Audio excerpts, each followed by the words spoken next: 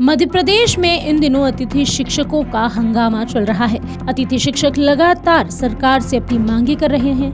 इतना ही नहीं, उनके प्रदर्शन को भी पुलिस ने रुकवा दिया था, उन्हें वहां से खदेड़ दिया गया था। अब इस पर पूरे प्रदेश में सियासत गरमाने लगी है। अतिथि शिक्षकों को लेकर पीसीसी चीफ जीतू पटवारी ने बड़ा बयान दिया। इस दौरान उन्होंने ज्योतिरादित्य सिंधिया पर भी जुबानी हमला किया। मध्य प्रदेश कांग्रेस के पीसीसी चीफ जीतू पटवारी शुक्रवार को ग्वालियर चंबल दौरे पर पहुंचे। यहां उन्होंने बीजेपी सरकार पर जमकर निशाना साधा। साथ ही 10 महीने पहले बीजेपी की सरकार शिवराज जी के नेतृत्व में आई, ऐसा भी कहा। उन्होंने कहा कि उस समय ये कहा गया था कि किसानों के धान के 3100 रुपए, गेहूं के 2700 और सोयाबीन के भाव 6000 रुपए दिया जाएगा। खेती को लाभ का धंधा बनाने की भी बात कही गई। अतिथि विद्वानों, अतिथि शिक्षकों को नियमित करने का वादा करके वोट लिया गया। वहीं सिंधिया जी ने कहा था कि रोड पर आ जाऊंगा, लेकिन वह रोड पर आने के बजाय मंत्रालय में चले गए। अगर विपक्ष यह बात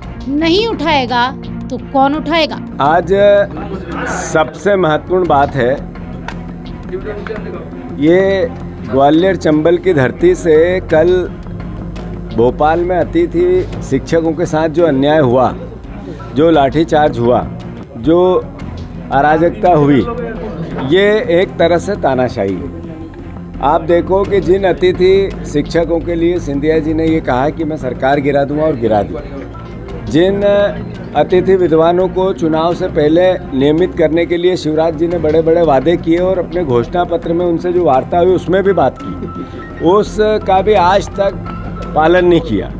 फिर ये मोहन यादव जी जो आज मुख्यमंत्री हैं, इन्होंने एक लेटर लिखा था जब कांग्रेस की सरकार थी कि इनको नियमित किया जाए वर्ग 1, 2 और 3। तो रात में लाइट बंद करके लाठियाँ बरसाना, ये मैसेज क्या है?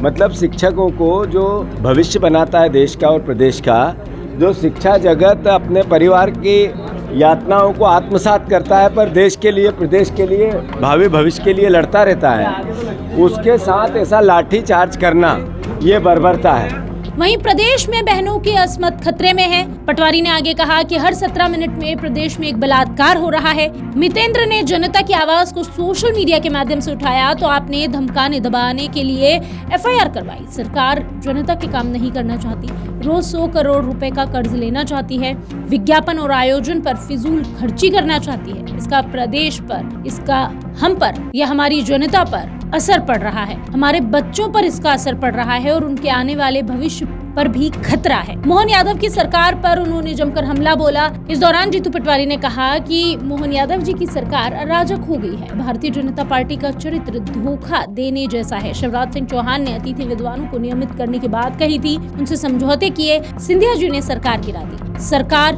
बेटियों को लाठियां मार रही है। ये तानाशाही नहीं है तो क्या है? ये सरकार अराजक नहीं है तो क्या है? ये सामाजिक का आपातकाल नहीं है तो क्या है? वहीं विजयपुर उपचुनाव को लेकर भी उन्होंने बातचीत की। विजयपुर में लंबे समय से उन्होंने कहा कि जो कांग्रेस के कार्यकर्ता हैं वो काम कर रहे हैं, ब्लॉक और सेक्टर वाइज मीटिंग वो कर चुके हैं। विजयपुर में जनता के सेंटिमेंट रामनिवास के खिलाफ हैं। बीजेपी धन का दुरुपयोग करना चाहती है। बीजेपी इस चुनाव में सरकार और प्रशासन का दुरुपयोग करना चाहती है, लेकिन जनता बदलाव चाहती है। विजयपुर कांग्रेस 100 नहीं 1,00,000% जीतेगी। अगर आप ये वीडियो YouTube पर देख रहे हैं तो हमारे चैनल को सब्सक्राइब करें और बेल आइकन को दबाना ना भूलें।